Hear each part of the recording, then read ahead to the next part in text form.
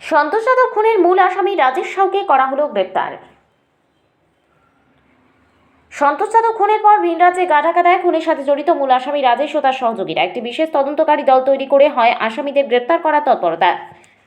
বিশেষ তদন্তকারী দলের সদস্যদের 4টি দলে ভাগ করা হয়। 2টি দলকে পাঠানো হয় অন্য রাজ্যে। তারা নিজেদের পুলিশ পরিচয় গোপন করে বিহারের বেগুসরাই, কখনো উত্তরপ্রদেশের সিকান্দারপুর, কখনো ফেফনা, আবার কখনো সিকান্দারপুর বেগুসরাই থানার প্রত্যন্ত এলাকায় ঘুরে ঘুরে প্রশ্নের উত্তর খুঁজতে থাকে।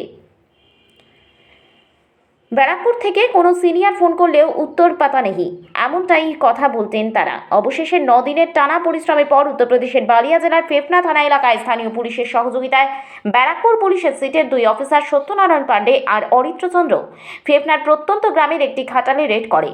ঘুমের ঘোরে থাকা রাজেশ আর বিশাল কিছু বুঝে ওঠার আগেই তাদের হাতকড়ি পরিয়ে দেয় সত্যনারায়ণ পাণ্ডে।